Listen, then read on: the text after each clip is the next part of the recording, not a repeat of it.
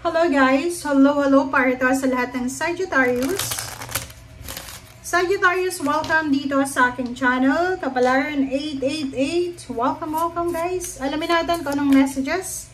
Wow! Meron kang 3 cards. Messages vibration para sa lahat ng Sagittarius. Wow! Sagittarius, this is your first 3 cards. Makinig ka.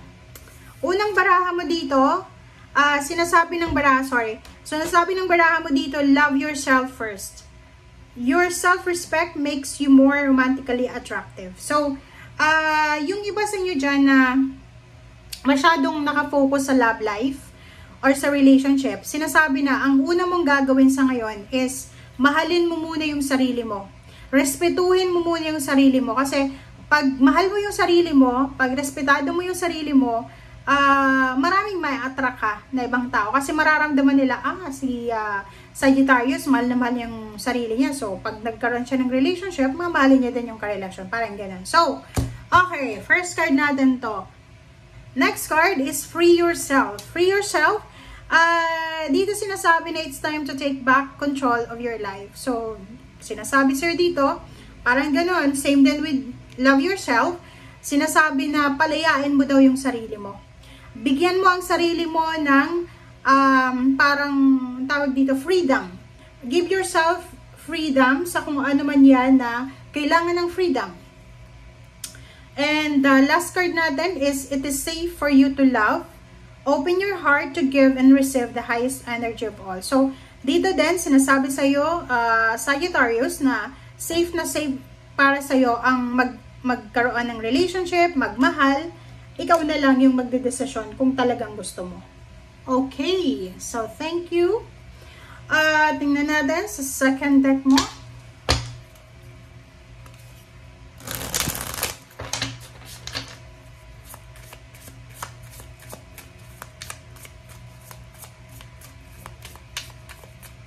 Okay, 8 of Roses, Leap of Faith. Wow. Mayroon ditong Sagittarius na siguro meron siyang gustong gawin. Gusto niyang magpakasal, gusto niyang makipaghiwalay, gusto niyang magkaroon ng bagong girlfriend, boyfriend, asawa, parang ganon. But hindi siya sigurado. This is tricky and risky. Risky siya. Risking makipaghiwalay, risking makipagrelasyon. So comment down below if you resonated. Okay, thank you. Sagittarius talaga. Sagittarius, third card na tayo. Third deck. Ano ba yan?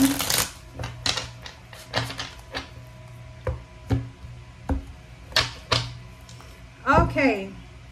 First card natin is Page of Pentacles. Wow.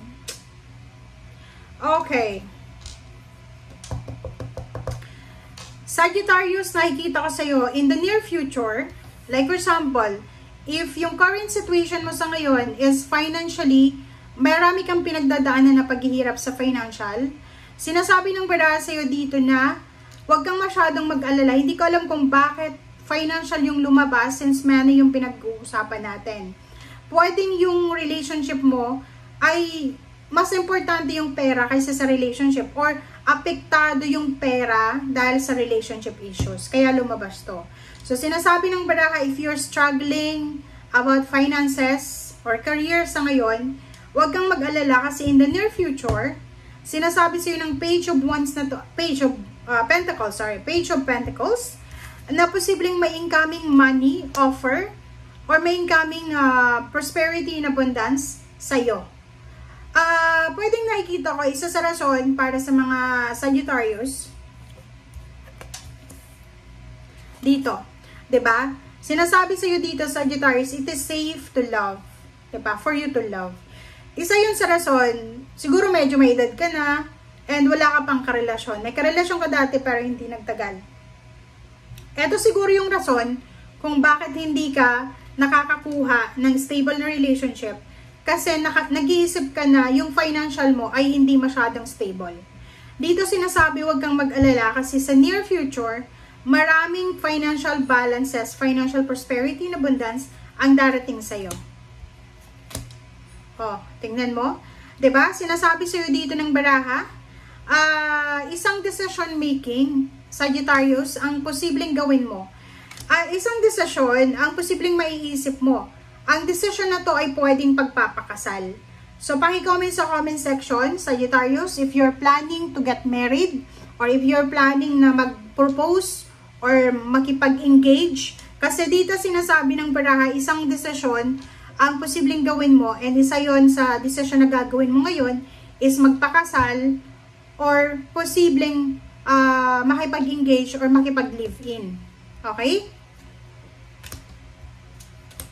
Okay, dito sinasabi ng baraha sa'yo, sinasabi ng baraha sa'yo dito na mag-iingat ka, Sagittarius, sa trabaho mo and sa relationship. Bakit? Dahil sa sobra-sobrang trabaho, dahil sa sobra mong abala ka kasi nakafocus ka sa pera, posibleng yung relationship mo ay ma-sacrifice, ma-compromise. So, makukompromiso yung relationship mo dahil sa sobrang busy ka sa pagtatrabaho or sa business. Three of Wands, sinasabi ng baraha sa'yo dito na posibleng meron kang karelasyon, may asawa ka, may partner, or live-in partner, kung ano man ang status nyo sa buhay, and siya ay posibleng nakakaramdam ng emptiness. Yung parang in a relationship siya sa'yo, pero yung taong ito ay naghahanap siya. Marami siyang binibilang sa'yo, like, eto, ikaw, Sagittarius, hindi ka ganito, ganyan, ganito. So, mag-iingat ka dito kasi kailangan mong bigyan ng pansin to Okay? Pansin. Bakit? Pag napabayaan mo siya, yung negligence mo na to, pwedeng gamitin niya sa'yo to as reason, as rason, para makipaghiwalay sa'yo. So, kailangan mong mag-isip. Kailangan mag-isip. Okay? Mag-isip ka ng, like for example, mga paraan para mag-bonding kayo together. Kasi isang pagkakamali mo lang, isang decision mo lang, ay posible kang hiwalayan or posibleng makipaghiwalay sa'yo. Lalo na kung ang karelasyon mo ay water sign, Pisces, Scorpio or Scorpio. Kasi kung nakikita mo dito, masyado siyang emotional. Masyado siyang stress, diba? So, dito sinasabi ng baraha na ang dami-dami mong obligasyon. Ang Sagittarius na to ay sobra-sobra yung obligations niya, duties and responsibilities sa loob ng tahanan, sa loob ng trabaho, kung may business, sobrang busy siya. So, yun yung rason kung bakit mako-compromise yung relationship mo. Okay? So, Page of Swords, sinasabi ng baraha sa'yo dito na kailangan mo siguro na pag-aralan yung relationship mo sa ngayon. Okay? Pag-aralan mo kung ano yung solusyon na pwede mong magawa dito sa relationship. Yung iba din sa inyo dito, meron ditong babae na Sagittarius na sobrang busy siya sa paghahanap buhay. Pwedeng single siya, pero nakalimutan niya ng mag-asawa Nakalimutan niya ng makipagrelasyon. Babae siya, maganda naman siya, pero isa din sa rason kung bakit hindi niya magawa-gawang makipagrelasyon kasi financially, yun yung pinoproblema niya. Iniisip niya wala siyang trabaho, wala siyang income, and wala siyang karapatan makipagrelasyon. Parang ganun. Okay?